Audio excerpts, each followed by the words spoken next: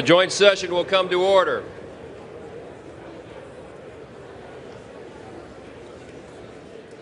The chair appoints as members of the committee on the part of the House to escort the President of the United States into the chamber the following: the gentleman from Louisiana, Mr. Scalise; the gentleman from Minnesota, Mr. Emmer; the gentlewoman from Michigan, Mrs. McClain; the gentleman from North Carolina, Mr. Hudson; the gentleman from Pennsylvania, Mr. Reschenthaler; the gentleman from Utah, Mr. Moore; the gentlewoman from Indiana, Mrs. Houchin; the gentleman from Oklahoma, Mr. Hearn; the gentleman from New York, Mr. Jeffries; the gentlewoman from Massachusetts, Ms. Clark; the gentleman from California, Mr. Aguilar; the gentleman from California, Mr. Liu; the gentleman from Colorado, Mr. Neguse; the gentlewoman from Washington, Ms. Delbene; the gentlewoman from Michigan, Mrs. Dingell.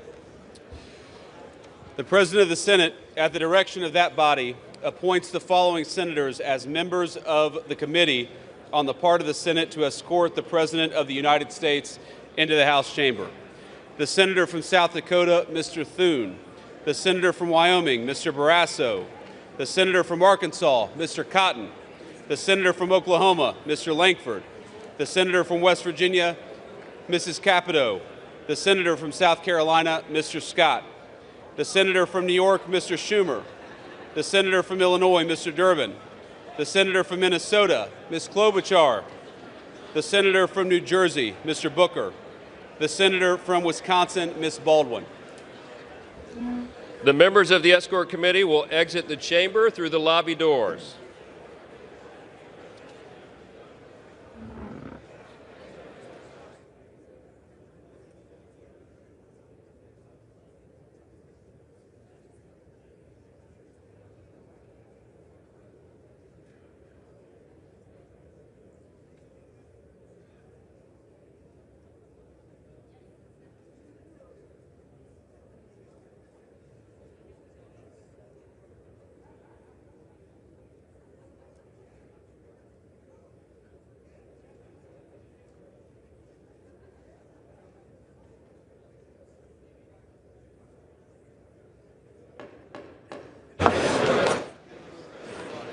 Speaker, the Dean of the Diplomatic Corps.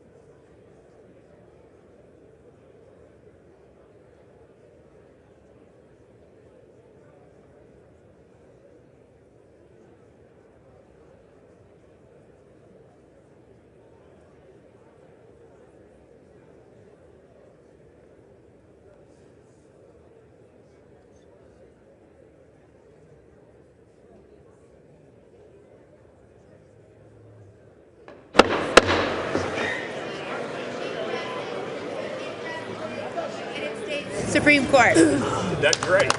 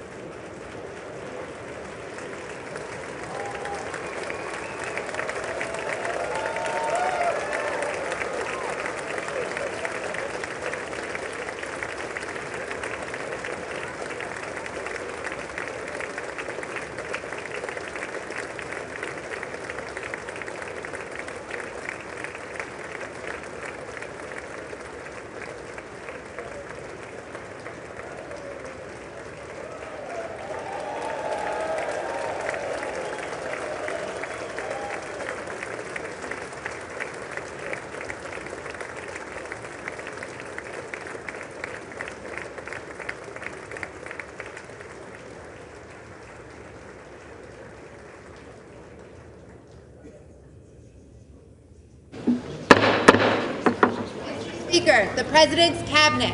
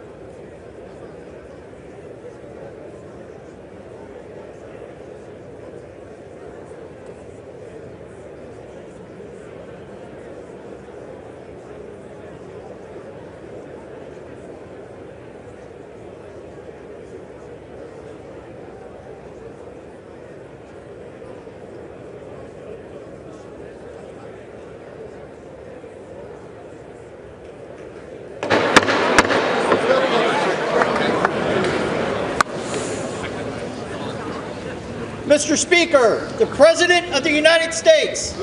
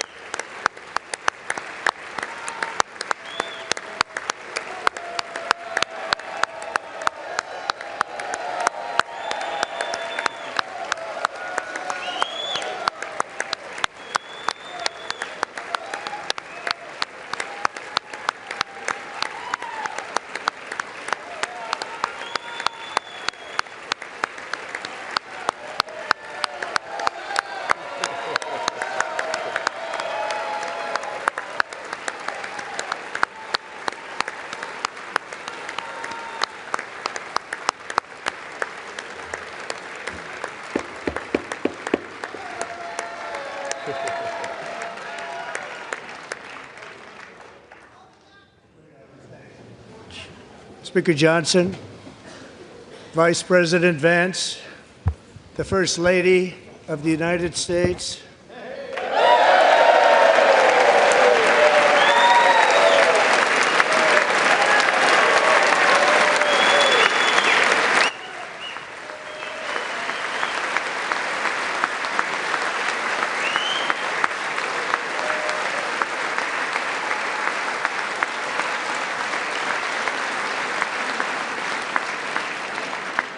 members of the United States Congress, thank you very much, and to my fellow citizens, America is back.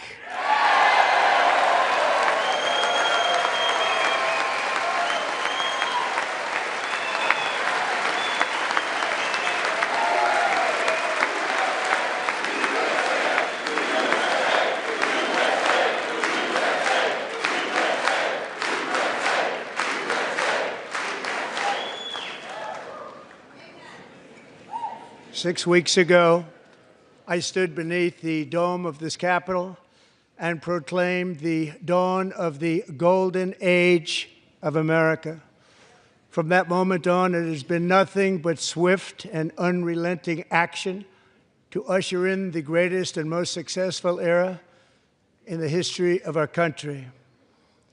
We have accomplished more in 43 days than most administrations accomplished in 4 years or 8 years, and we are just getting started.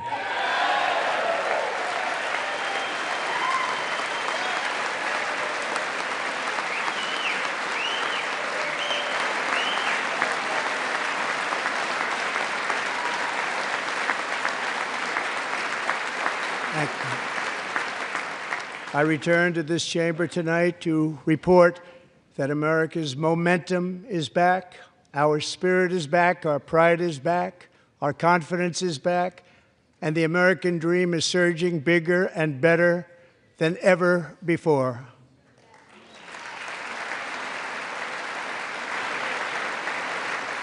The American dream is unstoppable, and our country is on the verge of a comeback, the likes of which the world has never witnessed and perhaps will never witness again. There's never been anything like it. The presidential election of November 5th was a mandate like has not been seen in many decades. We won all 7 swing states, giving us an electoral college victory of 312 votes.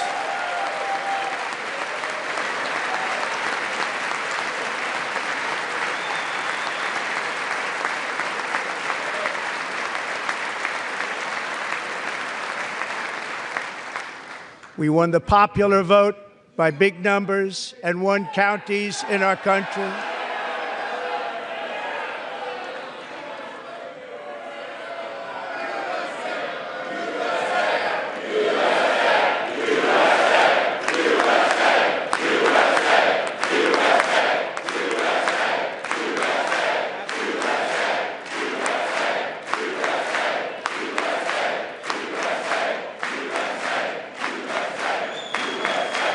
And won counties in our country, 2,700 to 525, on a map that reads almost completely red for Republican.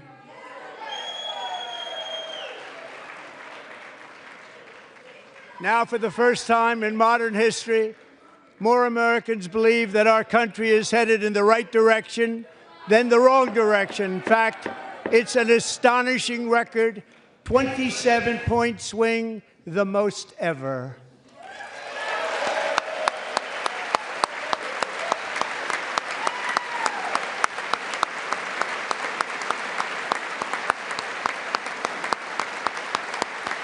Likewise, small business optimism saw its single largest one-month gain ever recorded. Mr. President. A 41-point jump.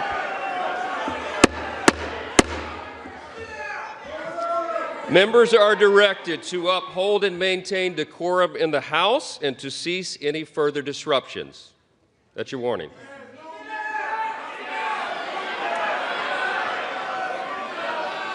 Members are engaging in willful and continuing breach of decorum, and the chair is prepared to direct the Sergeant-at-Arms to restore order to the joint session.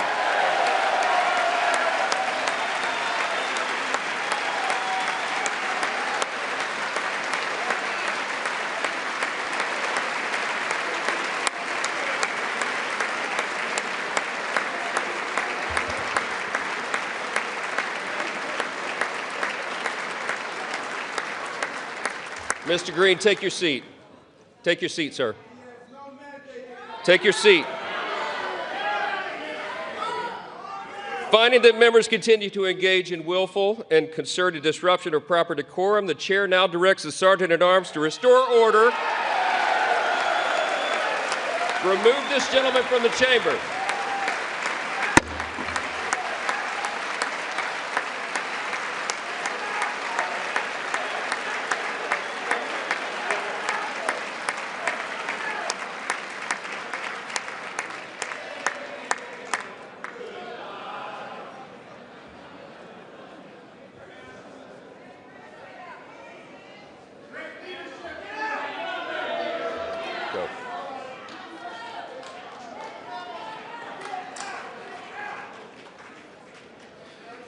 Members are directed to uphold and maintain decorum in the House. Mr. President, you continue. Thank you. Over the past 6 weeks, I have signed nearly 100 executive orders and taken more than 400 executive actions, a record to restore common sense, safety, optimism, and wealth all across our wonderful land. The people elected me to do the job, and I'm doing it.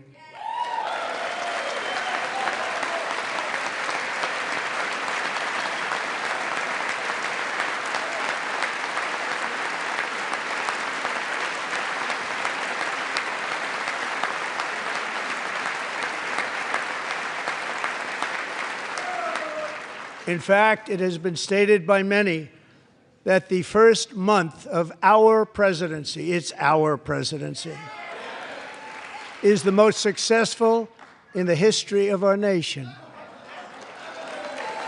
By many.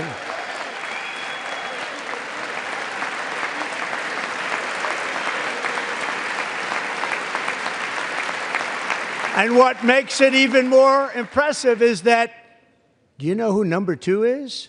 George Washington. How about that? How about that? I don't know about that list, but we'll take it. Within hours of taking the oath of office, I declared a national emergency on our southern border, and I deployed the U.S. military and Border Patrol to repel the invasion of our country. And what a job they've done. As a result, illegal border crossings last month were by far the lowest ever recorded, ever.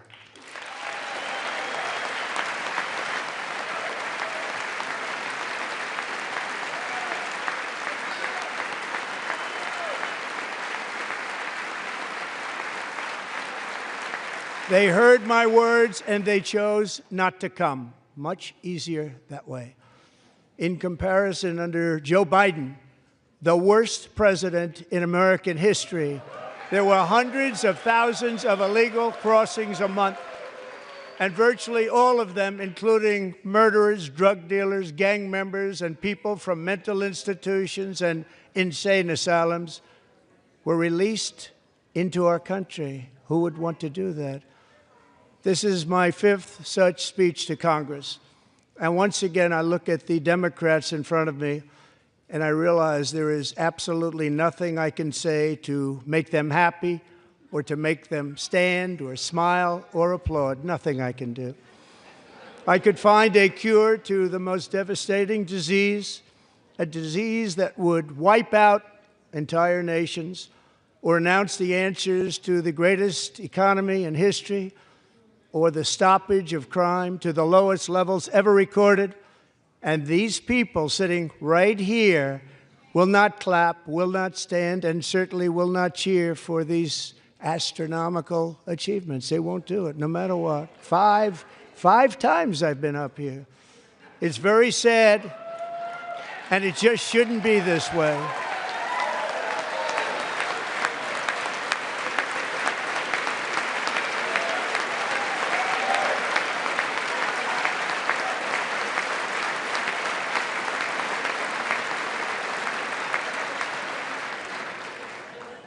So Democrats sitting before me, for just this one night, why not join us in celebrating so many incredible wins for America? For the good of our nation, let's work together and let's truly make America great again.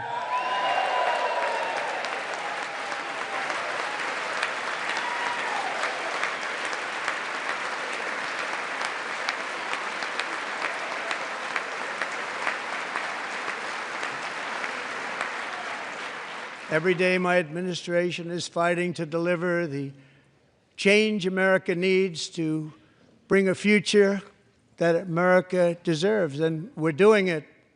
This is a time for big dreams and bold action. Upon taking office, I imposed an immediate freeze on all federal hiring, a freeze on all new federal regulations, and a freeze on all foreign aid.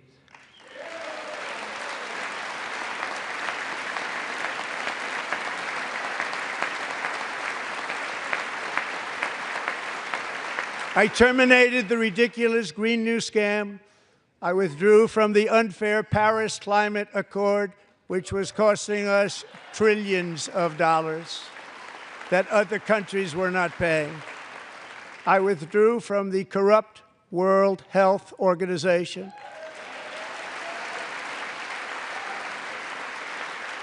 And I also withdrew from the anti-American UN Human Rights Council.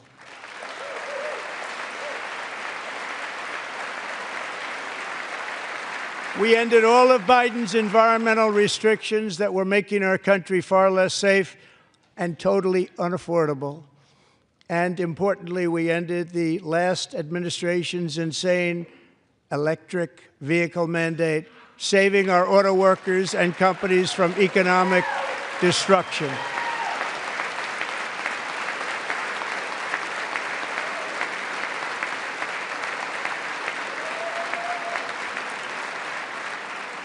To unshackle our economy, I have directed that for every one new regulation, 10 old regulations must be eliminated, just like I did in my very successful first term.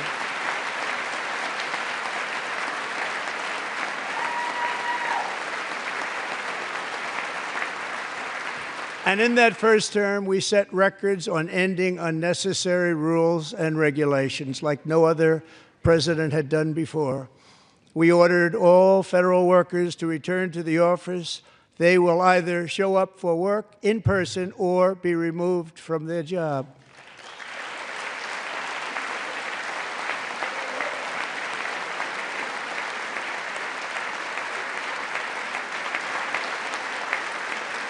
And we have ended weaponized government where, as an example, a sitting president is allowed to viciously prosecute his political opponent, like me. How did that work out? Not too good. Not too good.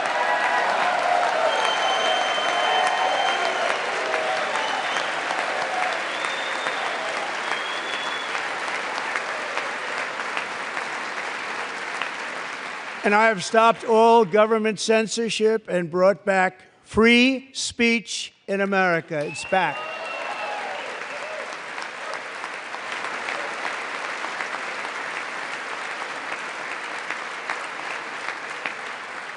And 2 days ago, I signed an order making English the official language of the United States of America.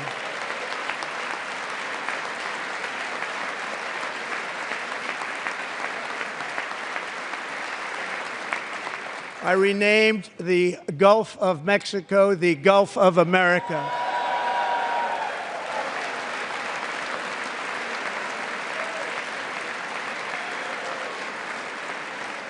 And likewise, I renamed, for a great president, William McKinley, Mount McKinley again. Beautiful Alaska. We love Alaska. We've ended the tyranny of so-called diversity, equity, and inclusion policies all across the entire federal government and, indeed, the private sector and our military. And our country will be woke no longer.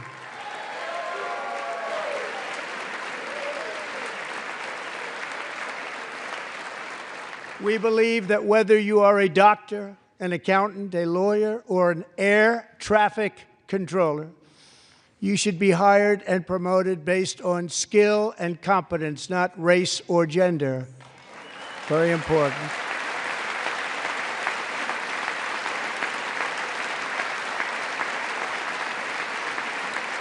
You should be hired based on merit. And the Supreme Court, in a brave and very powerful decision, has allowed us to do so. Thank you. Thank you very much. Thank you. We have removed the poison of critical race theory from our public schools, and I signed an order making it the official policy of the United States government that there are only two genders, male and female.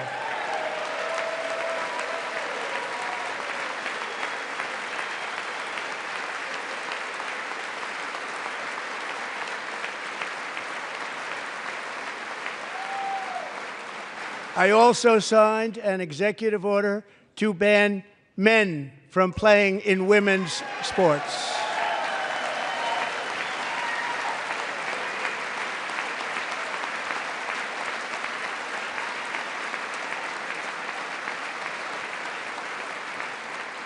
Three years ago, Peyton McNabb was an all-star high school athlete, one of the best, preparing for a future in college sports. But when her girls' volleyball match was invaded by a male, he smashed the ball so hard in Peyton's face, causing traumatic brain injury, partially paralyzing her right side, and ending her athletic career. It was a shot like she's never seen before. She's never seen anything like it. Peyton is here tonight in the gallery, and Peyton, from now on, schools will kick the men off the girls' team, or they will lose all federal funding.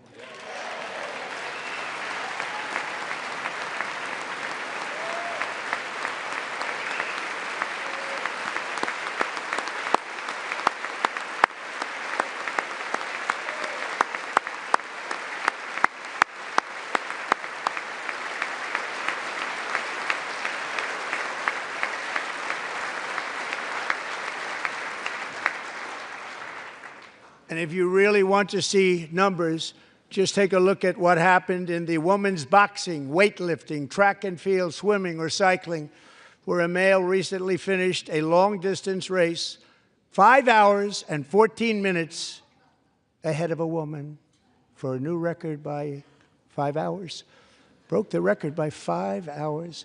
It's demeaning for women, and it's very bad for our country. We're not going to put up with it any longer.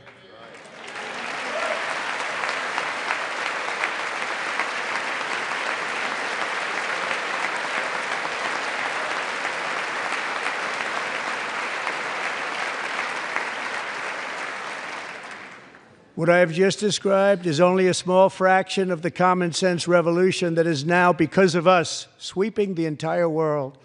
Common sense has become a common theme, and we will never go back. Never. Never going to let that happen. Among my very highest priorities is to rescue our economy and get dramatic and immediate relief to working families. As you know, we inherited from the last administration an economic catastrophe and an inflation nightmare. Their policies drove up energy prices, pushed up grocery costs, and drove the necessities of life out of reach for millions and millions of Americans. They've never had anything like it.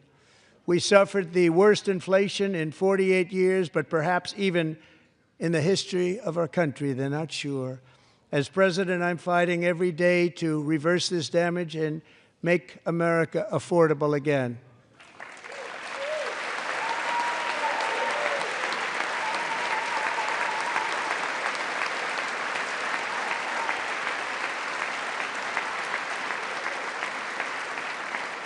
Joe Biden especially let the price of eggs get out of control.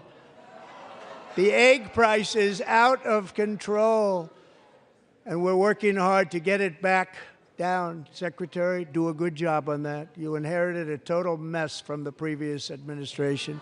Do a good job.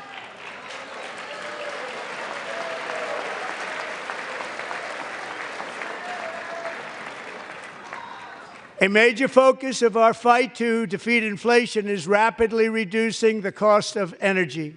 The previous administration cut the number of new oil and gas leases by 95%, slowed pipeline construction to a halt, and closed more than 100 power plants. We are opening up many of those power plants right now.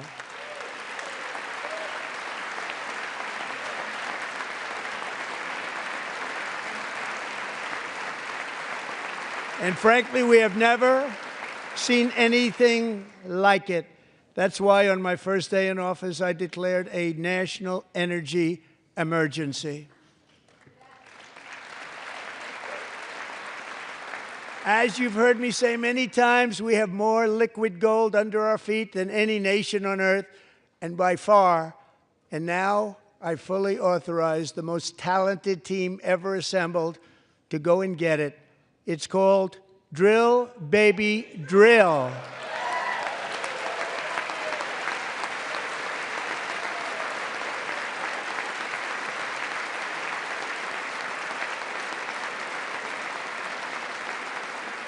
My administration is also working on a gigantic natural gas pipeline in Alaska, among the largest in the world, where Japan, South Korea, and other nations want to be our partner with investments of trillions of dollars each. There's never been anything like that one. It will be truly spectacular. It's all set to go. The permitting is gotten. And later this week, I will also take historic action to dramatically expand production of critical minerals and rare earths here in the USA.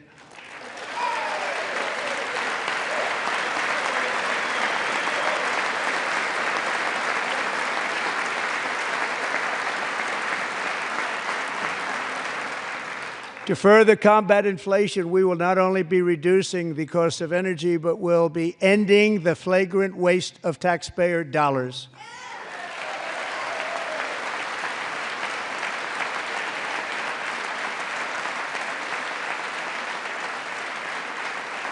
And to that end, I have created the brand new Department of Government Efficiency, DOGE. Perhaps you've heard of it. Perhaps.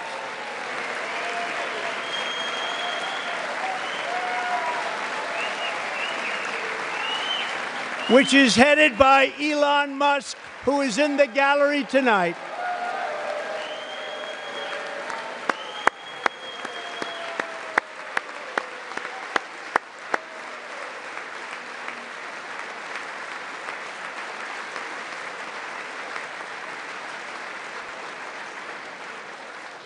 Thank you, Elon. He's working very hard. He didn't need this.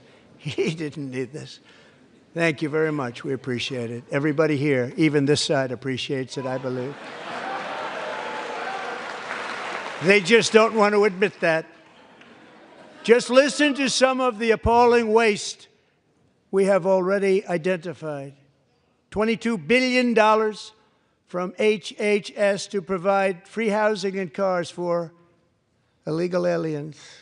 $45 million for diversity, equity, and inclusion scholarships in Burma. $40 million to improve the social and economic inclusion of sedentary migrants. Nobody knows what that is. $8 million to promote LGBTQI+ in the African nation of Lesotho, which nobody has ever heard of. $60 million for indigenous peoples and Afro-Colombian empowerment in Central America. $60 million. $8 million for making mice transgender. This is real. $32 million for a left-wing propaganda operation in Moldova. $10 million for male circumcision in Mozambique. $20 million for the Arab Sesame Street in the Middle East. It's a program, $20 million for a program. $1.9 billion to recently created Decarbonization of Homes Committee, headed up, and we know she's involved. Just at the last moment, the money was passed over by a woman named Stacey Abrams. Have you ever heard of her? A $3.5 million consulting contract for lavish fish monitoring. $1.5 million for voter confidence in Liberia. $14 million for social cohesion in Mali. $59 million for illegal alien hotel rooms in New York City. He's a real estate developer. He's done very well. $250,000 to increase vegan local climate action innovation in Zambia. $42 million for social and behavior change in Uganda. $14 million for improving public procurement in Serbia. $47 million for improving learning outcomes in Asia. Asia's doing very well with learning. I don't know what we're doing. We should use it ourselves. And $101 million for DEI contracts at the Department of Education. The most ever paid, nothing even like it. Under the Trump administration, all of these scams, and they're far worse, but I didn't think it was appropriate to talk about them. They're so bad. Many more have been found out and exposed and swiftly terminated by a group of very intelligent, mostly young people, headed up by Elon, and we appreciate it. We found hundreds of billions of dollars of fraud.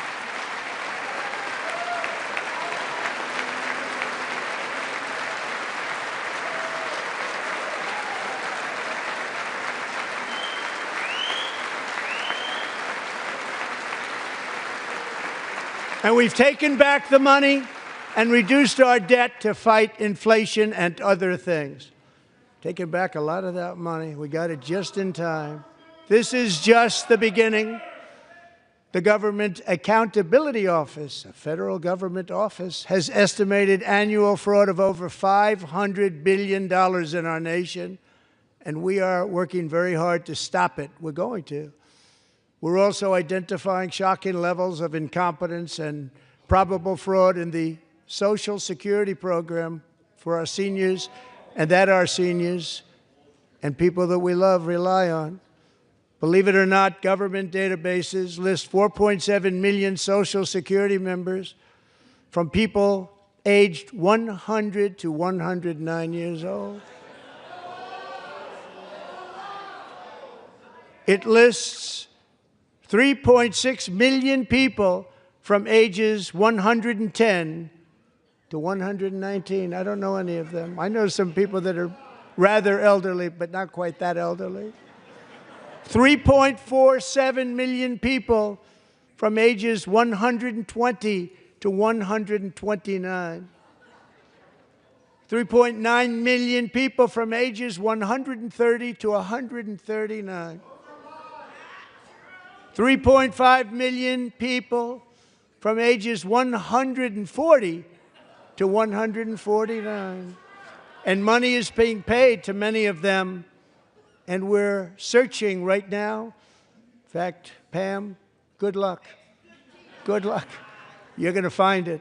But a lot of money is paid out to people because it just keeps getting paid, and nobody does, and it really hurts Social Security and hurts our country. 1.3 million people from ages 150 to 159, and over 130,000 people, according to the Social Security databases, are age over 160 years old.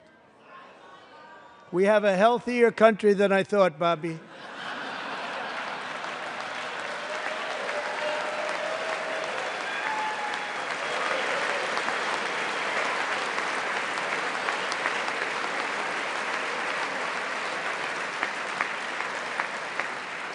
Including, to finish, 1,039 people between the ages of 220 and 229 one person between the age of 240 and 249, and one person is listed at 360 years of age. More than 100 years. More than 100 years older than our country. But we're going to find out where that money's going, and it's not going to be pretty. By slashing all of the fraud, waste, and theft we can find, we will defeat inflation, bring down mortgage rates, lower car payments and grocery prices, protect our seniors, and put more money in the pockets of American families.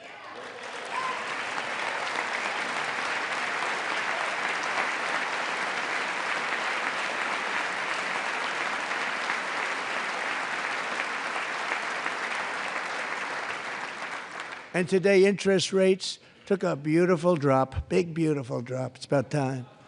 And in the near future, I want to do what has not been done in 24 years, balance the federal budget. We're going to balance it.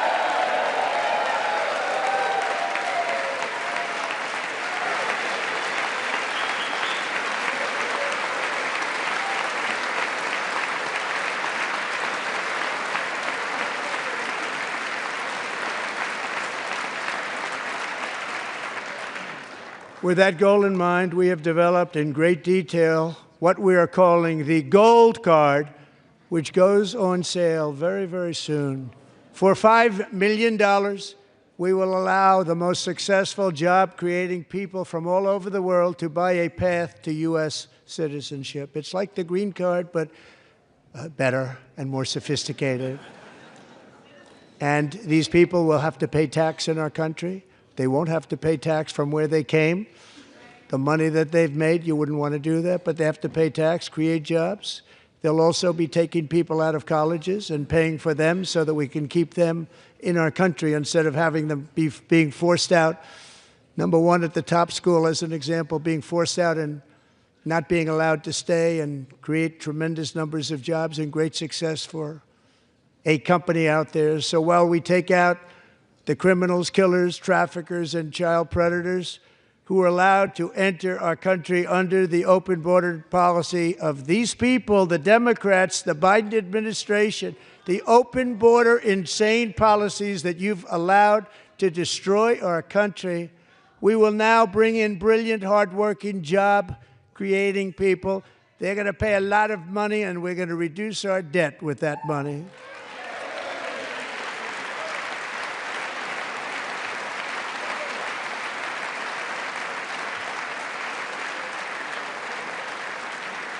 Americans have given us a mandate for bold and profound change.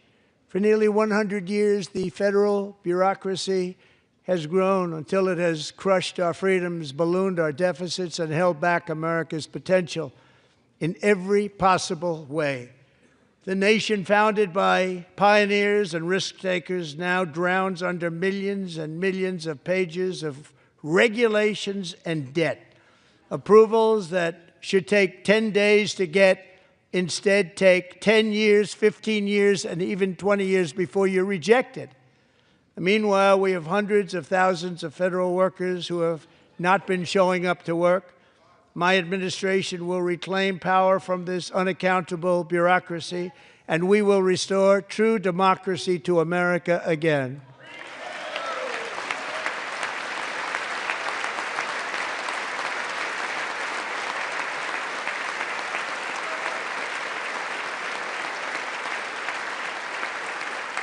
And any federal bureaucrat who resists this change will be removed from office immediately. Because we are draining the swamp. It's very simple. And the days of rule by unelected bureaucrats are over.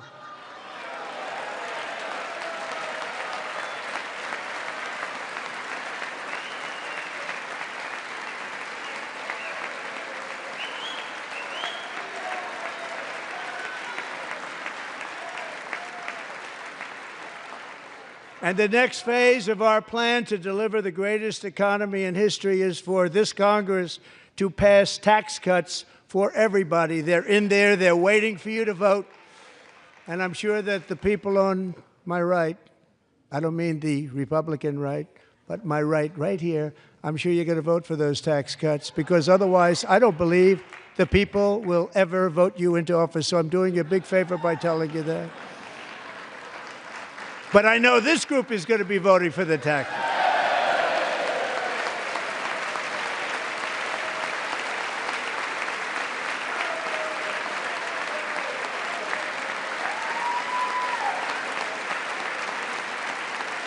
Thank you. It's a very, very big part of our plan. We had tremendous success in our first term with it, a very big part of our plan. We're seeking permanent income tax cuts all across the board. And to get urgently needed relief to Americans hit especially hard by inflation, I'm calling for no tax on tips, no tax on overtime, and no tax on Social Security benefits for our great seniors.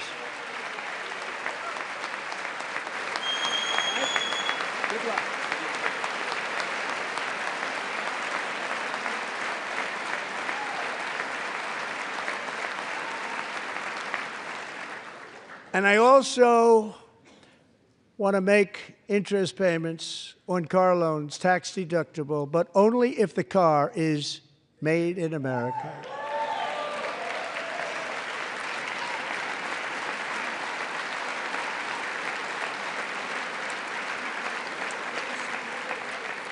And by the way, we're going to have growth in the auto industry like nobody's ever seen. Plants are opening up all over the place. Deals are being made. Never seen. That's a combination of the election win and tariffs. It's a beautiful word, isn't it? That, along with our other policies, will allow our auto industry to absolutely boom. It's going to boom. Spoke to the majors today, all three, the top people, and they're so excited. In fact, already numerous car companies have announced that they will be building massive automobile plants in America, with Honda just announcing a new plant in Indiana, one of the largest anywhere in the world.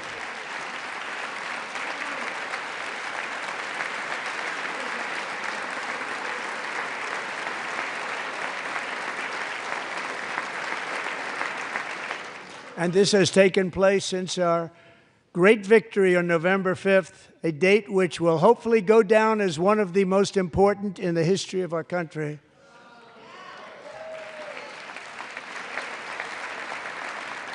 In addition, as part of our tax cuts, we want to cut taxes on domestic production and all manufacturing. And just as we did before, we will provide 100% expensing. It will be retroactive to January 20th, 2025. And it was one of the main reasons why our tax cuts were so successful in our first term, giving us the most successful economy in the history of our country. First term. We had a great first term.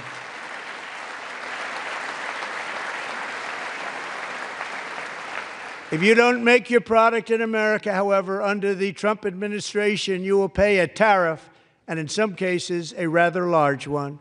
Other countries have used tariffs against us for decades, and now it's our turn to start using them against those other countries. On average, the European Union, China, Brazil, India, Mexico, and Canada, have you heard of them? And countless other nations charge us tremendously higher tariffs than we charge them. It's very unfair. India charges us auto tariffs higher than 100%. China's average tariff on our products is twice what we charge them. And South Korea's average tariff is 4 times higher. Think of that, 4 times higher. And we give so much help militarily and in so many other ways to South Korea. But that's what happens. This is happening by friend and foe. This system is not fair to the United States and never was. And so on April 2nd, I wanted to make it April 1st, but I didn't want to be accused of April Fool's Day. That's not, just one day cost us a lot of money. But we're going to do it in April. I'm a very superstitious person. April 2nd, reciprocal tariffs kick in. And whatever they tariff us, other countries, we will tariff them. That's reciprocal, back and forth. Whatever they tax us, we will tax them. If they do non-monetary tariffs to keep us out of their market, then we will do non-monetary barriers to keep them out of our market. There's a lot of that, too. They don't even allow us in their market. We will take in trillions and trillions of dollars and create jobs like we have never seen before. I did it with China, and I did it with others, and the Biden administration couldn't do anything about it because there was so much money they couldn't do anything about it.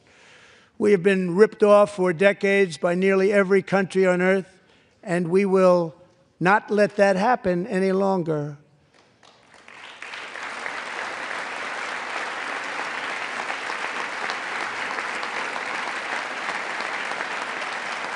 Much has been said over the last 3 months about Mexico and Canada, but we have very large deficits with both of them. But even more importantly, they've allowed fentanyl to come into our country at levels never seen before, killing hundreds of thousands of our citizens and many very young, beautiful people, destroying families.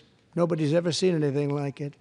They are, in effect, receiving subsidies of hundreds of billions of dollars. We pay subsidies to Canada and to Mexico of hundreds of billions of dollars, and the United States will not be doing that any longer. We're not going to do it any longer.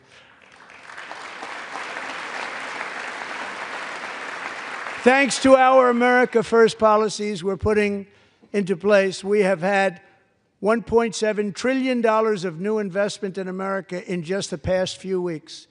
The combination of the election and our economic policies that people of SoftBank, one of the most brilliant anywhere in the world, announced a $200 billion investment. OpenAI and Oracle, Larry Ellison, announced $500 billion investment, which they wouldn't have done if Kamala had won. Apple announced $500 billion investment. Tim Cook called me. He said, I cannot spend it fast enough. It's going to be much higher than that, I believe. They'll be building their plants here instead of in China. And just yesterday, Taiwan Semiconductor, the biggest in the world, most powerful in the world, has a tremendous amount, 97% of the market, announced a $165 billion investment to build the most powerful chips on earth right here in the USA.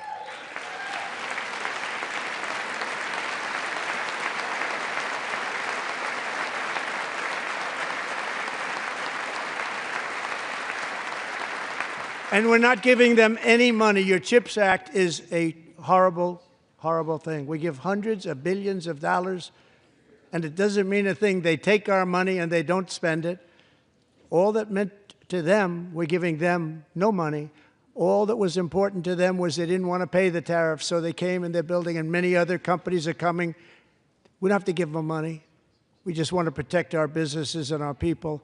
And they will come because they won't have to pay tariffs if they build in America. So it's very amazing. You should get rid of the CHIP Act, and whatever's left over, Mr. Speaker, you should use it to reduce debt or any other reason you want to.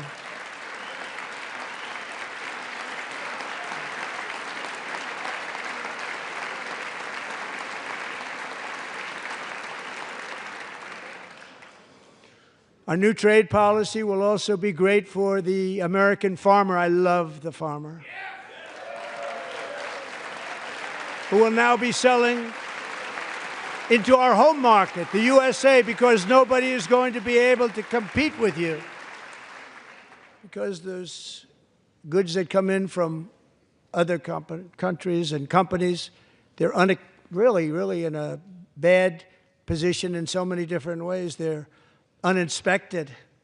They may be very dirty and disgusting, and they come in and they pour in, and they hurt our American farmers. The tariffs will go on agricultural product coming into America, and our farmers, starting on April 2nd, it may be a little bit of an adjustment period. We had that before when I made the deal with China, $50 billion of purchases, and I said, just bear with me, and they did. They did. Probably have to bear with me again, and this will be even better. That was great. The problem with it was that Biden didn't enforce it. He didn't enforce it. $50 billion of purchases, and we were doing great, but Biden did not enforce it, and it hurt our farmers. But our farmers are going to have a field day right now. So to our farmers, have a lot of fun. I love you too. I love you too.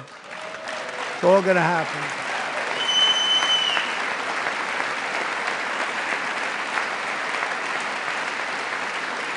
And I have also imposed a 25% tariff on foreign aluminum, copper, lumber, and steel, because if we don't have, as an example, steel and lots of other things, we don't have a military, and frankly, we just won't have a country very long.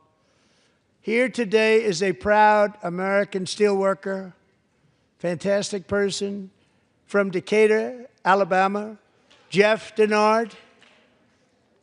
Has been working at the same steel plant for 27 years in a job that has allowed him to serve as the captain of his local volunteer fire department, raise 7 children with his beautiful wife, Nicole, and over the years provide a loving home for more than 40 foster children. So great, Jeff.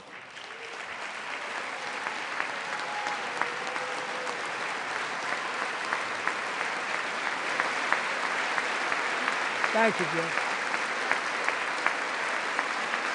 Thank you, Jeff.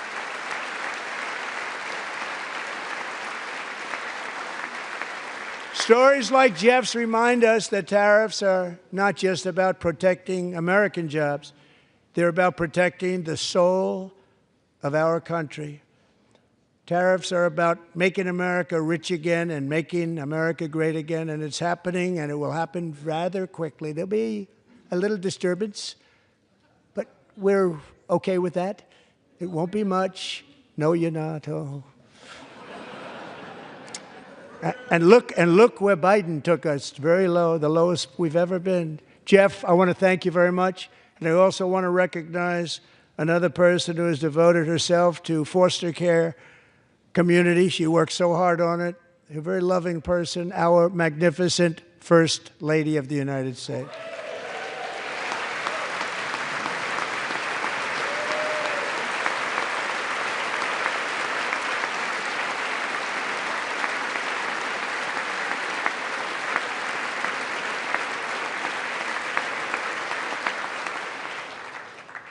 Melania's work has yielded incredible results, helping prepare our nation's future leaders as they enter the workforce. Our First Lady is joined by 2 impressive young women, very impressive.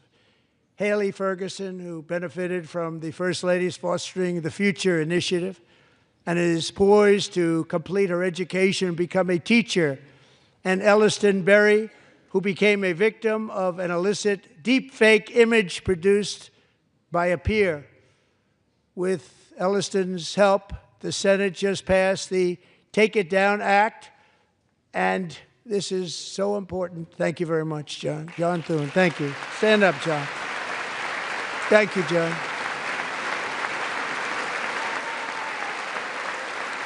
Thank you all very much.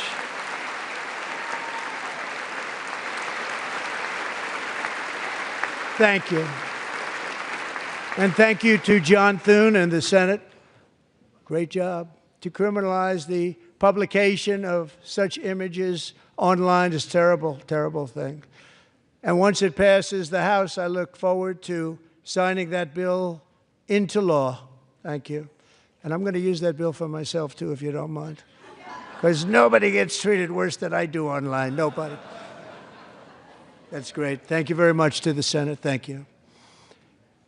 But if we truly care about protecting Americans' children, no step is more crucial than securing America's borders.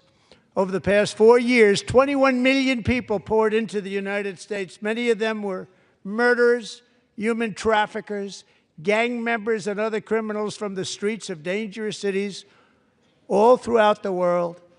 Because of Joe Biden's insane and very dangerous open border policies, they are now strongly embedded in our country, but we are getting them out and getting them out fast.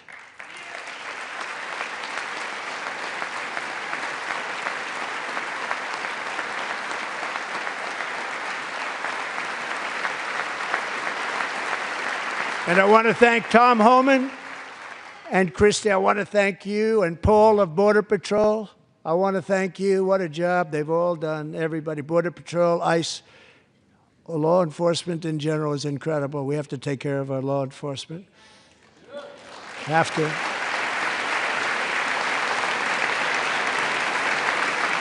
Last year,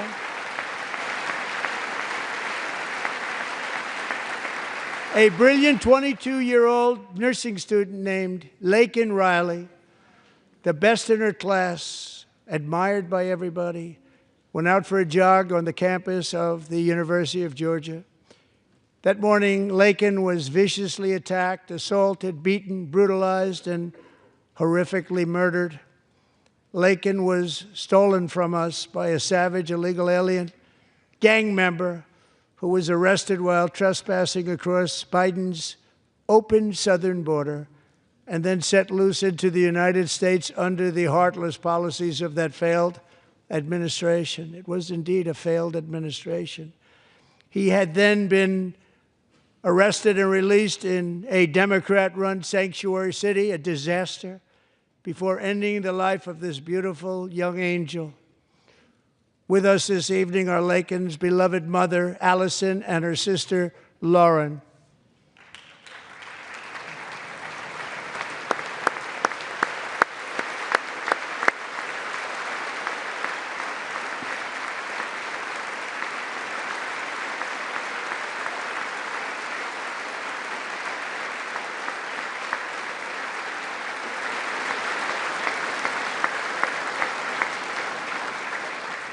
Last year, I told Laken's grieving parents that we would ensure their daughter would not have died in vain.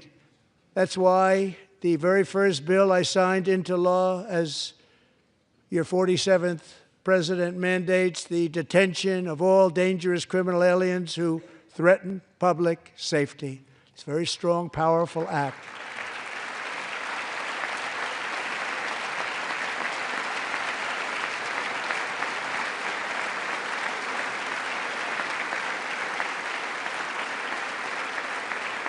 It's called the Laken-Riley Act. So Allison and Lauren, America will never, ever forget our beautiful Laken Hope Riley.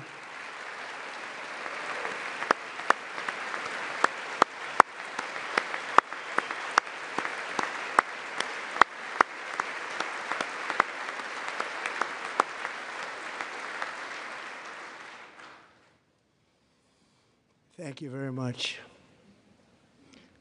Since taking office, my administration has launched the most sweeping border and immigration crackdown in American history, and we quickly achieved the lowest numbers of illegal border crossers ever recorded. Thank you.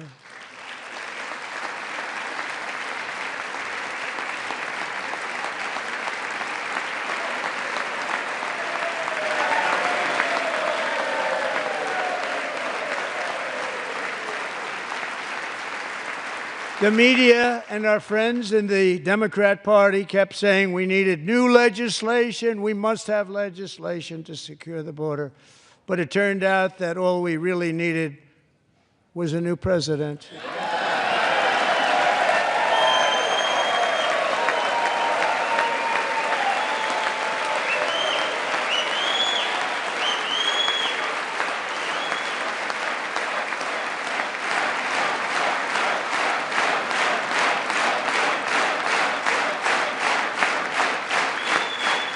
Thank you.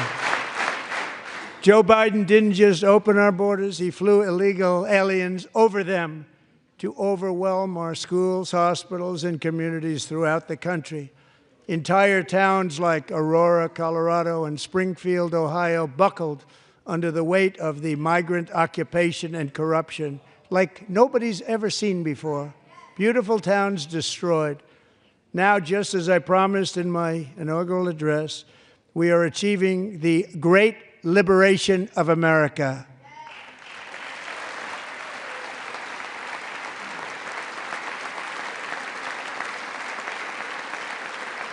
But there still is much work to be done. Here tonight is a woman I have gotten to know Alexis Nungary from Houston.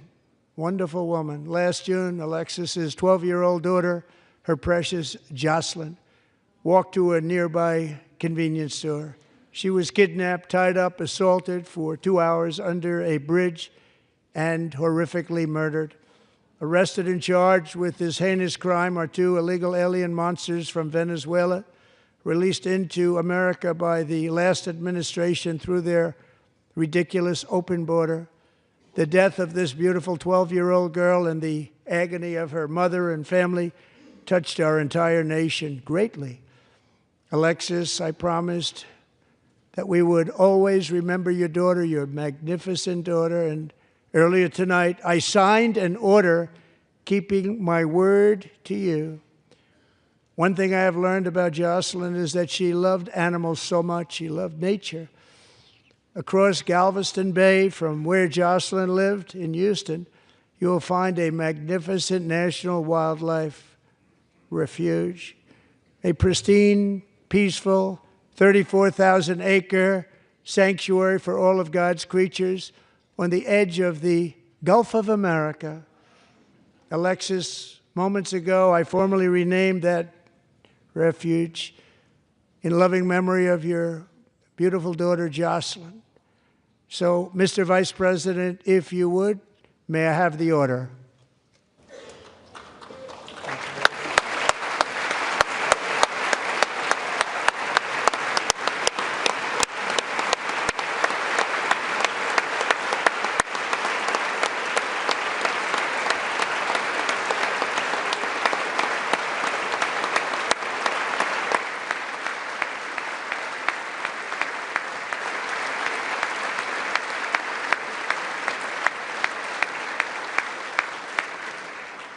Thank you very much.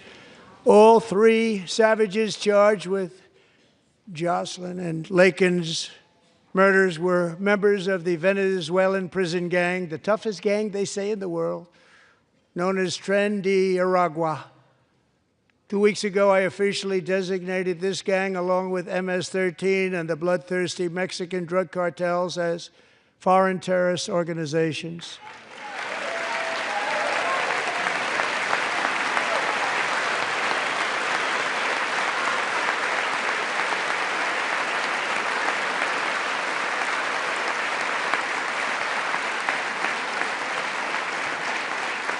They are now officially in the same category as ISIS, and that's not good for them. Countless thousands of these terrorists were welcomed into the U.S. by the Biden administration. But now every last one will be rounded up and forcibly removed from our country, or, if they're too dangerous, put in jails, standing trial in this country, because we don't want them to come back ever. With us this evening is a warrior on the front lines of that battle, Border Patrol Agent Roberto Ortiz. Great guy.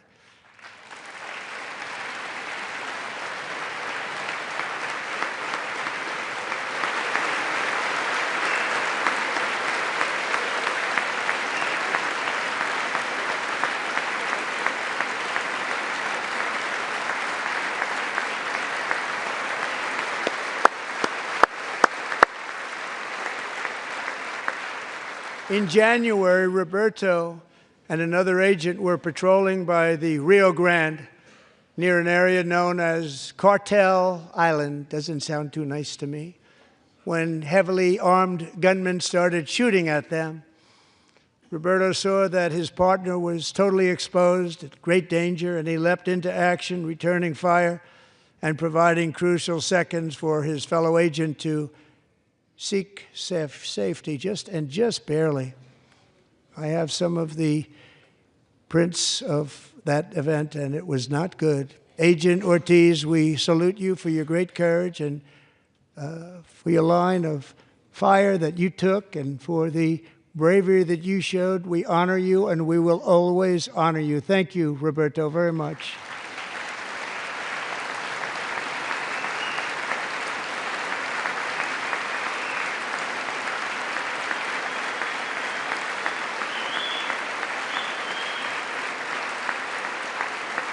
Thank you, Roberto. And I actually got to know him on my many calls to the border. He's a great gentleman. The territory to the immediate south of our border is now dominated entirely by criminal cartels that murder, rape, torture, and exercise total control. They have total control over a whole nation, posing a grave threat to our national security. The cartels are waging war in America, and it's time for America to wage war on the cartels, which we are doing.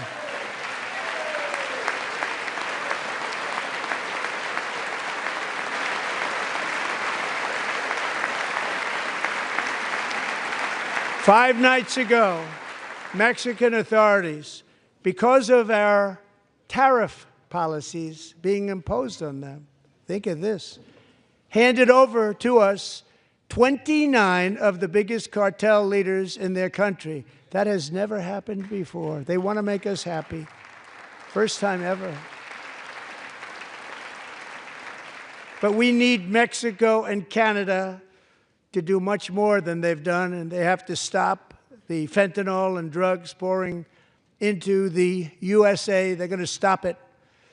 I have sent Congress a detailed funding request laying out exactly how we will eliminate these threats to protect our homeland and complete the largest deportation operation in American history, larger even than current record holder, President Dwight D. Eisenhower, a moderate man, but someone who believed very strongly in borders.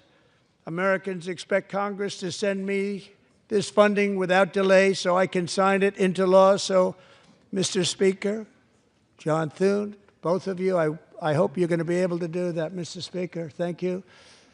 Mr. Leader, thank you. Thank you very much. And let's get it to me. I'll sign it so fast, you won't even believe it.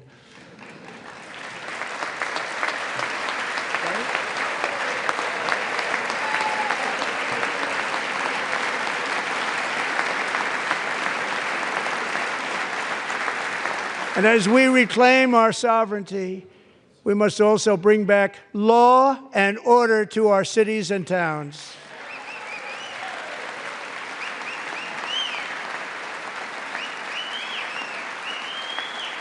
In recent years, our justice system has been turned upside down by radical left lunatics. Many jurisdictions virtually ceased enforcing the law against dangerous repeat offenders while weaponizing law enforcement against political opponents like me. My administration has acted swiftly and decisively to restore fair, equal, and impartial justice under the constitutional rule of law, starting at the FBI and the DOJ. Pam, good luck. Cash, wherever you may be, good luck. Good luck. Pam Bond. Good luck. So important. Going to do a great job. Cash, thank you. Thank you, Cash.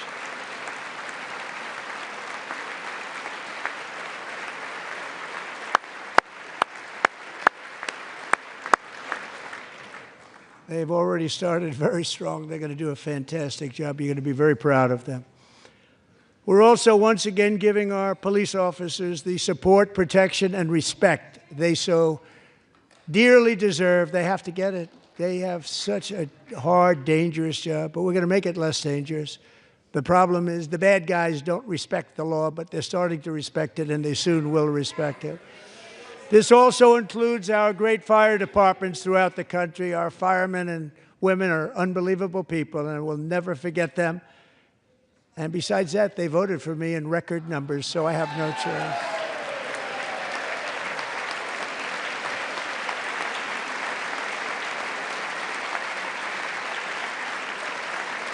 One year ago this month, 31-year-old New York police officer Jonathan Diller, unbelievably wonderful person and a great officer, was gunned down at a traffic stop on Long Island. I went to his funeral. The vicious criminal charged with his murder had 21 prior arrests, and they were rough arrests, too. He was a real bad one. The thug in the seat next to him had 14 prior arrests, and went by the name of Killer. He was Killer. He killed other people, they say, a lot of them. I attended Officer Diller's service, and when I met his wife and one-year-old son, Ryan, it was very inspirational, actually. His widow's name is Stephanie, and she is here tonight. Stephanie, thank you very much, Stephanie. Thank you very much.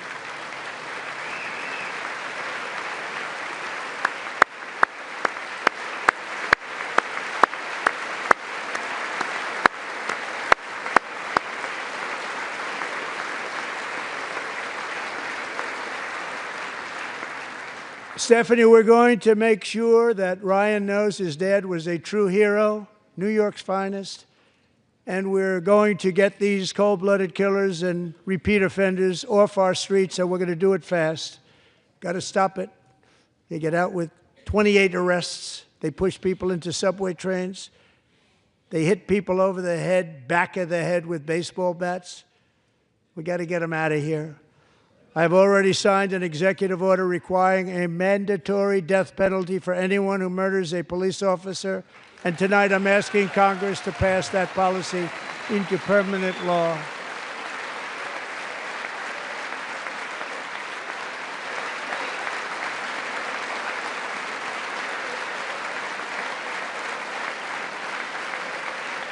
I'm also asking for a new crime bill getting tough on repeat offenders while enhancing protections for America's police officers so they can do their jobs without fear of their lives being totally destroyed.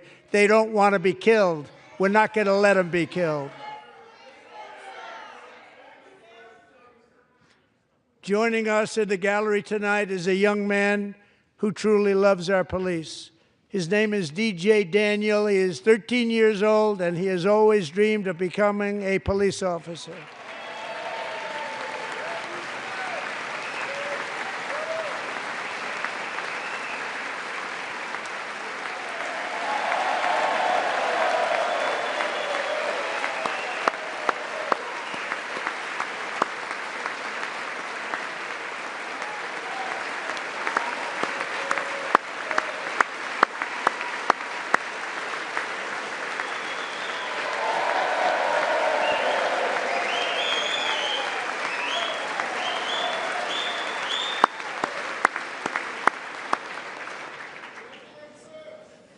But in 2018, DJ was diagnosed with brain cancer.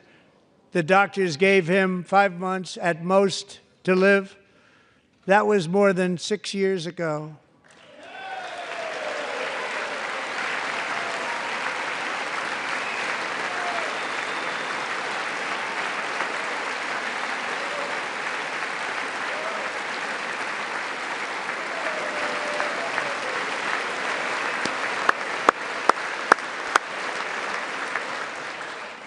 Since that time, DJ and his dad have been on a quest to make his dream come true, and DJ has been sworn in as an honorary law enforcement officer, actually a number of times. The police love him, the police departments love him.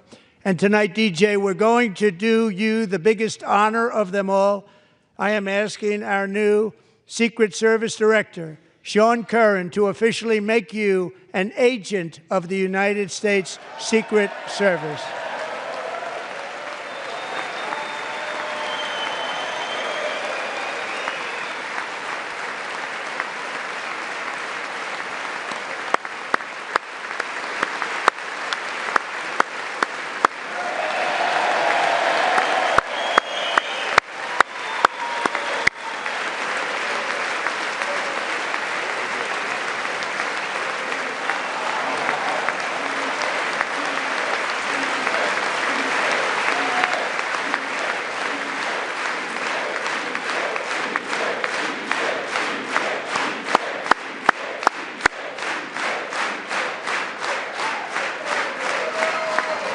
Thank you, DJ. DJ's doctors believe his cancer likely came from a chemical he was exposed to when he was younger. Since 1975, rates of child cancer have increased by more than 40%. Reversing this trend is one of the top priorities for our new presidential commission to make America healthy again, chaired by our new Secretary of Health and Human Services, Robert F. Kennedy, Jr.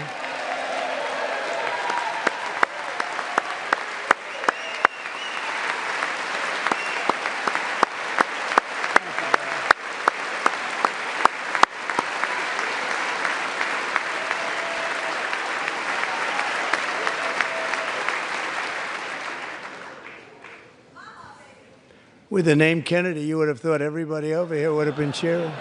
How quickly they forget. Our goal is to get toxins out of our environment, poisons out of our food supply, and keep our children healthy and strong.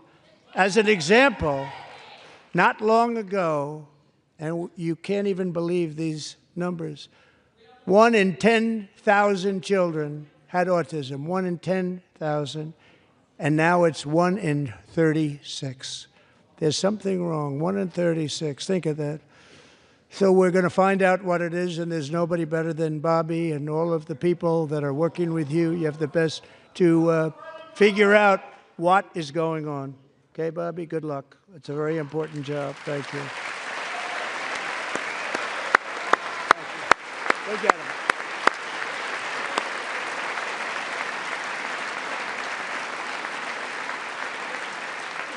Thank you. My administration is also working to protect our children from toxic ideologies in our schools. A few years ago, January Littlejohn and her husband discovered that their daughter's school had secretly, socially transitioned their 13-year-old little girl. Teachers and administrators conspired to deceive January and her husband while encouraging her daughter to use a new name and pronouns. They, them pronoun, actually, all without telling January, who is here tonight and is now a courageous advocate against this form of child abuse. January, thank you. Thank you. Thank you very much.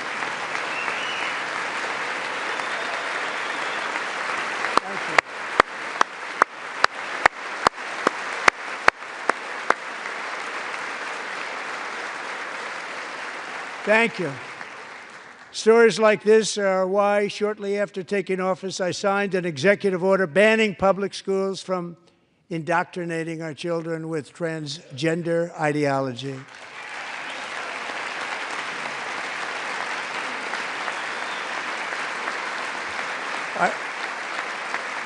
I also signed an order to cut off all taxpayer funding to any institution that engages in the sexual mutilation of our youth.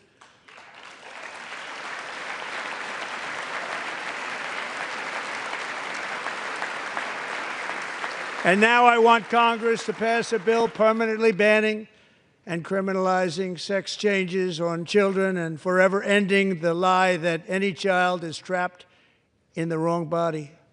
This is a big lie.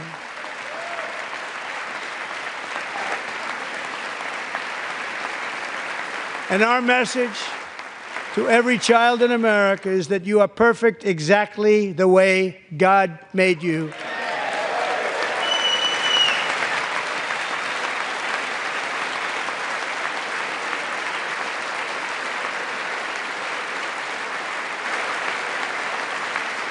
Because we're getting wokeness out of our schools and out of our military, and it's already out, and it's out of our society. We don't want it. Wokeness is trouble. Wokeness is bad. It's gone. It's gone. And we feel so much better for it, don't we? Don't we feel better? Our service members won't be activists and ideologues. They will be fighters and warriors. They will fight for our country. And Pete, congratulations. Secretary of Defense, congratulations.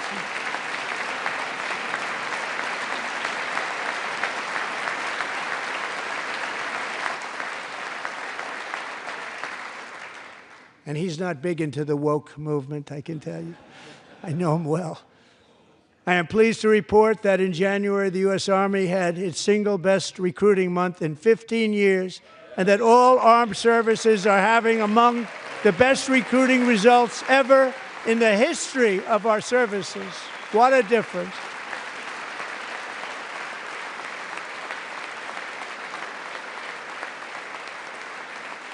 And you know, it was just a few months ago where the results were exactly the opposite. We couldn't recruit anywhere. We couldn't recruit. Now we're having the best results just about that we've ever had. What a tremendous turnaround. It's really a beautiful thing to see. People love our country again. It's very simple. They love our country, and they love being in our military again. So it's a great thing, and thank you very much. Great job. Thank you.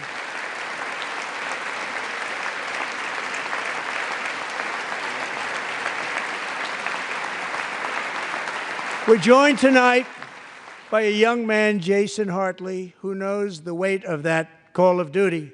Jason's father, grandfather, and great-grandfather all wore the uniform. Jason tragically lost his dad, who was also a Los Angeles County Sheriff's deputy when he was just a boy, and now he wants to carry on the family legacy of service. Jason is a senior in high school, a six-letter varsity athlete, a really good athlete, they say, a brilliant student with a 4.46, that's good, GPA. And his greatest dream is to attend the U.S. Military Academy at West Point.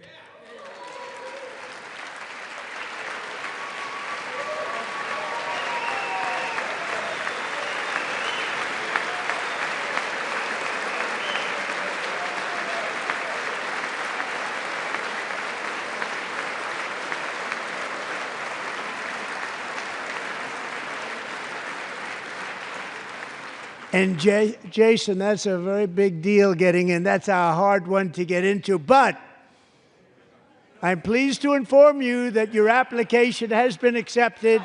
You will soon be joining the Corps of Cadets.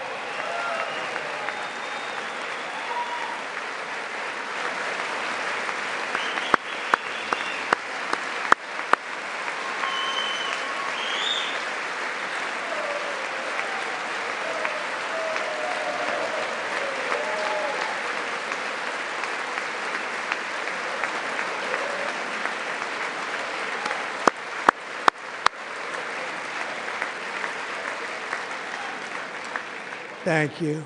Jason, you're going to be on the long gray line, Jason. As Commander-in-Chief, my focus is on building the most powerful military of the future.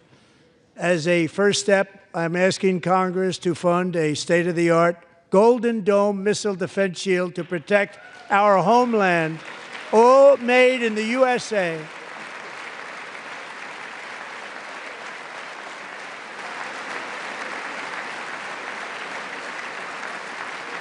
And Ronald Reagan wanted to do it long ago, but the technology just wasn't there, not even close. But now we have the technology. It's incredible, actually.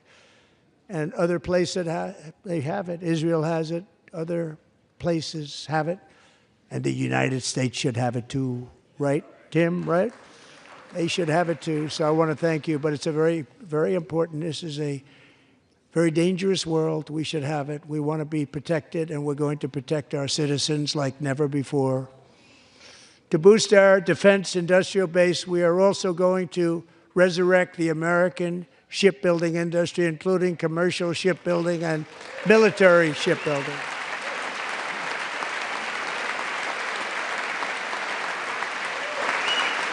And for that purpose, I am announcing tonight that we will create a new Office of Shipbuilding in the White House and offer special tax incentives to bring this industry home to America where it belongs. We used to make so many ships. We don't make them anymore very much, but we're going to make them very fast, very soon. It will have a huge impact. To further enhance our national security, my administration will be reclaiming the Panama Canal, and we've already started doing it.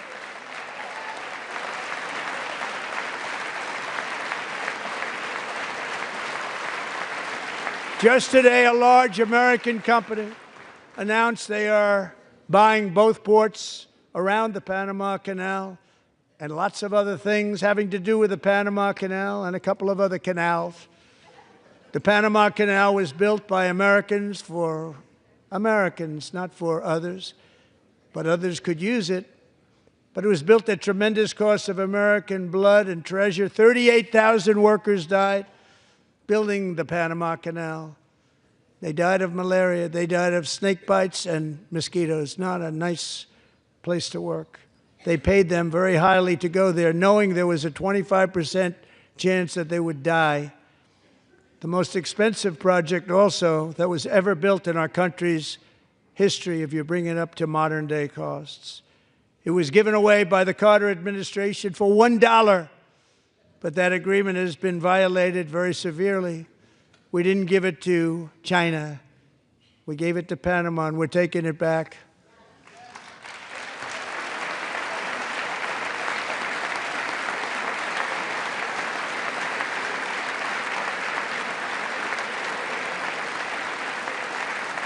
And we have Marco Rubio in charge. Good luck, Marco. Now, we know who to blame if anything goes wrong. Marco's been amazing, and he's going to do a great job. Think of it. He got 100 votes. You know, he was approved with actually 99, but the 100th was this gentleman, and I feel very certain. So let's assume he got 100 votes. And I'm either very, very happy about that or I'm very concerned about it. But he's already proven. I mean, he's a great gentleman. He's respected by everybody, and we appreciate you voting for Marco. He's going to do a fantastic job. Thank you. Thank you. He's doing a great job. Great job. And I also have a message tonight for the incredible people of Greenland. We strongly support your right to determine your own future. And if you choose, we welcome you into the United States of America. We need Greenland for national security and even international security, and we're working with everybody involved to try and get it. But we need it really for international world security, and I think we're going to get it. One way or the other, we're going to get it. We will keep you safe. We will make you rich, and together we will take Greenland to heights like you have never thought possible before. It's a very small population, but very, very large piece of land and very, very important for military security. America is once again standing strong against the forces of radical Islamic terrorism. 3.5 years ago, ISIS terrorists killed 13 American service members and countless others in the Abbey Gate bombing during the disastrous and incompetent withdrawal from Afghanistan. Not that they were withdrawing, it was the way they withdrew. Perhaps the most embarrassing moment in the history of our country. Tonight, I am pleased to announce that we have just apprehended the top terrorist responsible for that atrocity, and he is right now on his way here to face the swift sword of American justice.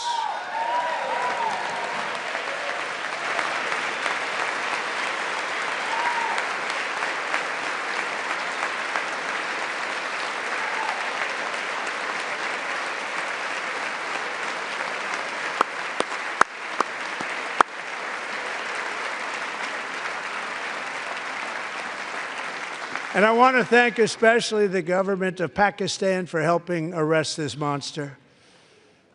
This was a very momentous day for those 13 families who I actually got to know very well, most of them, whose children were murdered, and the many people that were so badly, over 42 people, so badly injured on that fateful day in Afghanistan. What a horrible day. Such incompetence was shown. That when Putin saw what happened, I guess he said, wow, maybe this is my chance. That's how bad it was. Should have never happened. Grossly incompetent people. I spoke to many of the parents and loved ones, and they're all in our hearts tonight. Just spoke to them on the phone. We had a big call. Every one of them called, and everybody was on the line, and they did nothing but cry with happiness. They were very happy, as happy as you can be under those circumstances. Their child, brother, sister, son, daughter was killed for no reason whatsoever. In the Middle East, we're bringing back our hostages from Gaza. In my first term, we achieved one of the most groundbreaking peace agreements in generations, the Abraham Accords.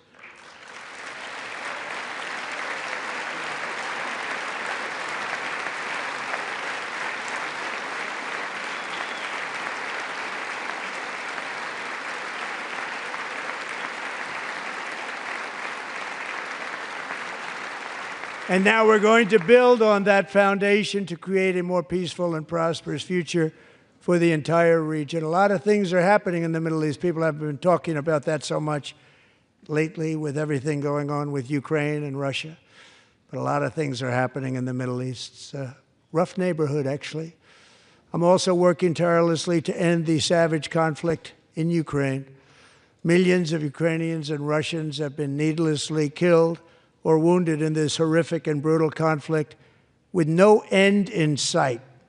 The United States has sent hundreds of billions of dollars to support Ukraine's defense with no security, with no anything.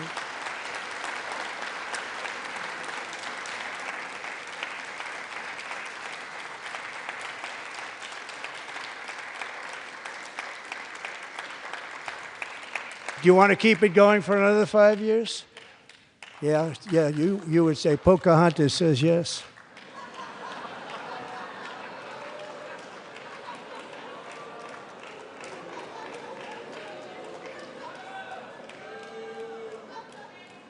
$2,000 people are being killed every single week.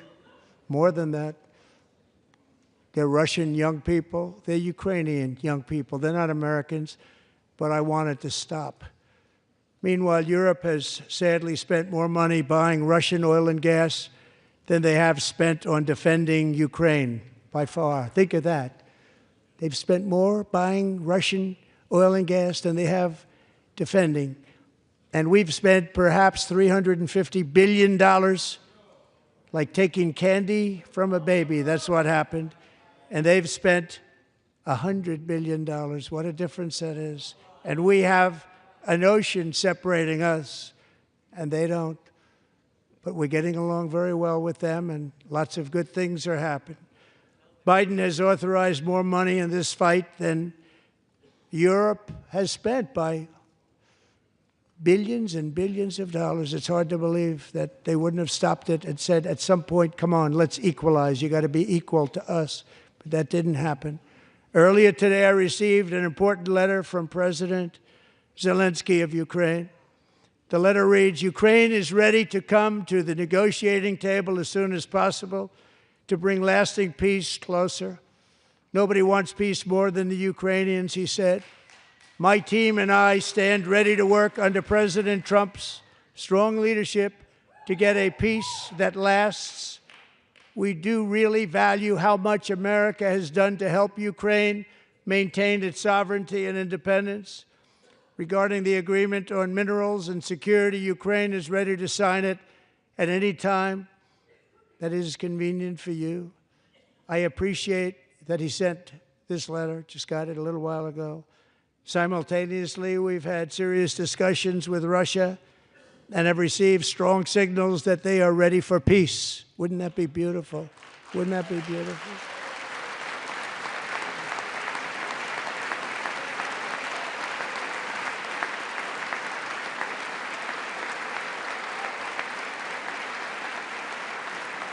Wouldn't that be beautiful?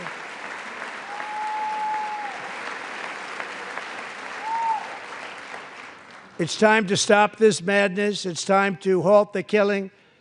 It's time to end the senseless war. If you want to end wars, you have to talk to both sides. Nearly 4 years ago, amid rising tensions, a history teacher named Mark Fogel was detained in Russia and sentenced to 14 years in a penal colony. Rough stuff. The previous administration barely lifted a finger to help him. They knew he was innocent, but they had no idea where to begin. But last summer, I promised his 95-year-old mother, Malphine, that we would bring her boy safely back home. After 22 days in office, I did just that, and they are here tonight.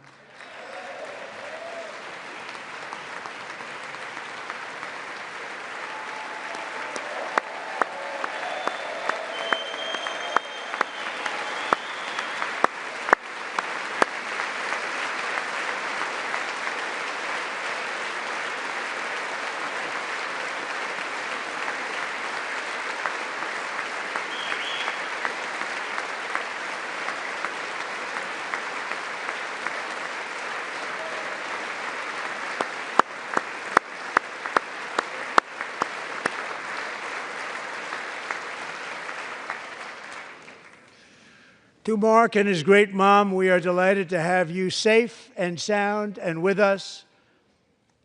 As fate would have it, Mark Fogel was born in a small rural town in Butler, Pennsylvania. Have you heard of it? Where his mother has lived for the past 78 years. I just happened to go there last July 13th for a rally. That was not pleasant. And that is where I met his beautiful mom right before I walked onto that stage. And I told her I would not forget what she said about her son. And I never did I? Never forgot. Less than 10 minutes later, at that same rally, gunfire rang out, and a sick and deranged assassin unloaded 8 bullets from his sniper's perch into a crowd of many thousands of people. My life was saved by a fraction of an inch, but some were not so lucky. Corey Comparator was a firefighter, a veteran, a Christian, a husband, a devoted father, and above all, a protector. When the sound of gunshots pierced the air, it was a horrible sound. Corey knew instantly what it was and what to do. He threw himself on top of his wife and daughters and shielded them from the bullets with his own body. Corey was hit really hard. You know the story from there. He sacrificed his life to save theirs. 2 others, very fine people, were also seriously hit. But thankfully, with the help of 2 great country doctors, we thought they were gone, and they were saved. So those doctors had great talent. We're joined by Corey's wife, Helen, who was his high school sweetheart, and their 2 beloved daughters, Allison and Kaylee. Thank you.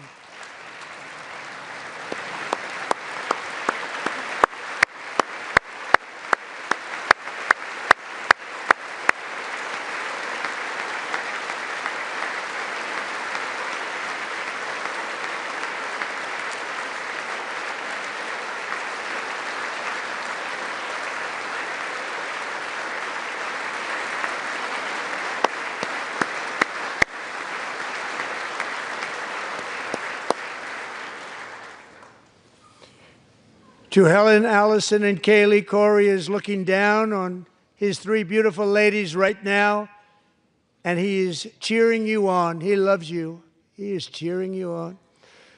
Corey was taken from us much too soon, but his destiny was to leave us all with a shining example of the selfless devotion of a true American patriot. It was love like Corey's that built our country, and it's love like Corey's that is going to make our country more majestic than ever before. I believe that my life was saved that day in Butler for a very good reason. I was saved by God to make America great again. I believe that. Thank you. Thank you.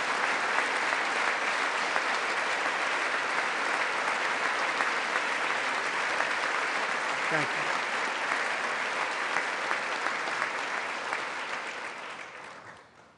Thank you very much. From the patriots of Lexington and Concord to the heroes of Gettysburg and Normandy, from the warriors who crossed the Delaware to the trailblazers who climbed the Rockies, and from the legends who soared at Kitty Hawk to the astronauts who touched the moon, Americans have always been the people who defied all odds, transcended all dangers, made the most extraordinary sacrifices, and did whatever it took to defend our children, our country, and our freedom. And as we have seen in this chamber tonight, that same strength, faith, love, and spirit is still alive and thriving in the hearts of the American people. Despite the best efforts of those who would try to censor us, silence us, break us, destroy us, Americans are today a proud, free, sovereign, and independent nation that will always be free, and we will fight for it till death. We will never let anything happen to our beloved country, because we are a country of doers, dreamers, fighters, and survivors. Our ancestors crossed a vast ocean, strode into the unknown wilderness, and carved their fortunes from the rock and soil of a perilous and very dangerous frontier. They chased our destiny across a boundless continent. They built the railroads, laid the highways, and graced the world with American marvels like the Empire State Building, the mighty Hoover Dam, and the towering Golden Gate Bridge. They lit the world with electricity, broke free of the force of gravity, fired up the engines of American industry, vanquished the communists, fascists, and Marxists all over the world, and gave us countless modern wonders sculptured out of iron, glass, and steel. We stand on the shoulders of these pioneers who won and built the modern age, these workers who poured their sweat into the skylines of our cities, these warriors who shed their blood on fields of battle and gave everything they had for our rights and for our freedom. Now it is our time to take up the righteous cause of American liberty.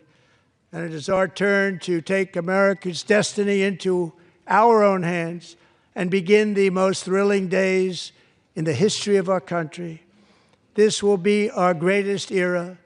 With God's help, over the next 4 years, we are going to lead this nation even higher, and we are going to forge the freest, most advanced, most dynamic, and most dominant civilization ever to exist on the face of this earth.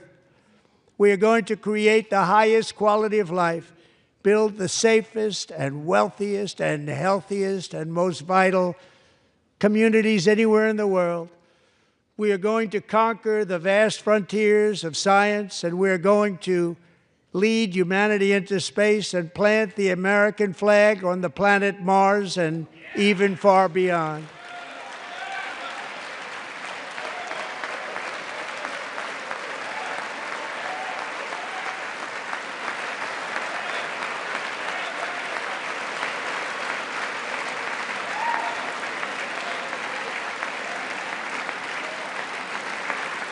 And through it all, we are going to rediscover the unstoppable power of the American spirit. And we are going to renew unlimited promise of the American dream. Every single day, we will stand up and we will fight, fight, fight for the country our citizens believe in and for the country our people deserve.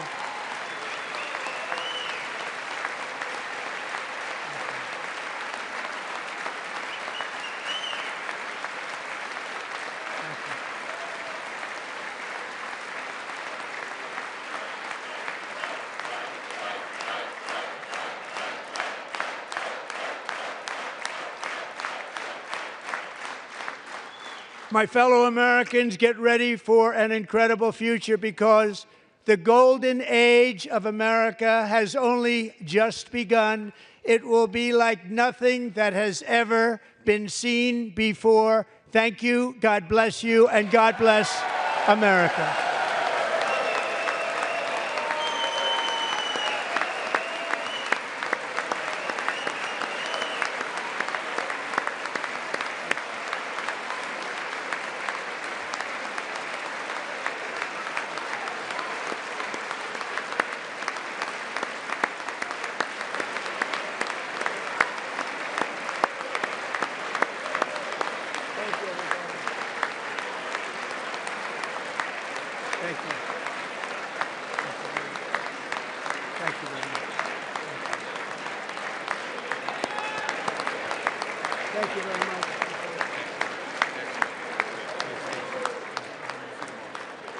Thank you very much.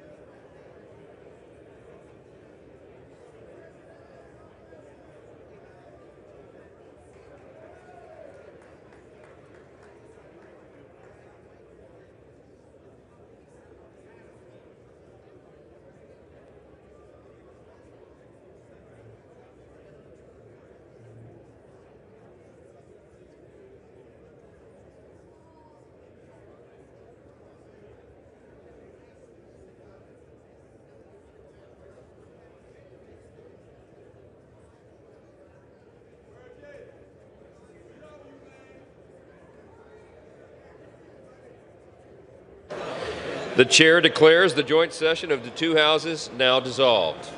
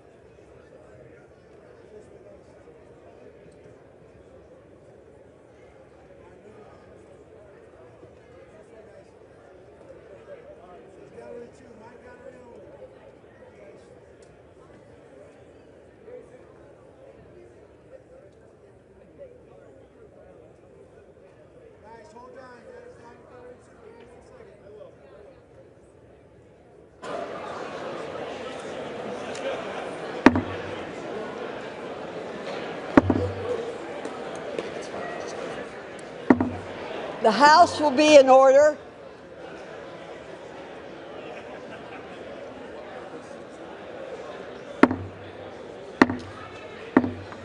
The House will be in order. For what purpose does the gentleman from Louisiana seek recognition? Madam Speaker, I move that the message of the President be referred to the Committee of the Whole House on the State of the Union and ordered printed. Without objection.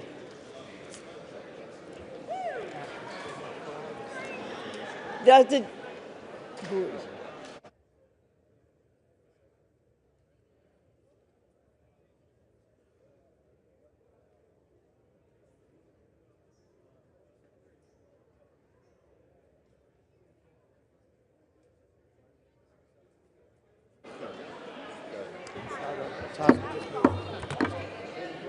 the gentleman from Louisiana have a motion? Madam Speaker, I move that the House now stand adjourned. The question is on the motion to adjourn. Those in favor say aye. Those opposed, no. The ayes have it. The motion is agreed to. Accordingly, the House stands adjourned until 10 a.m. tomorrow for morning hour debate.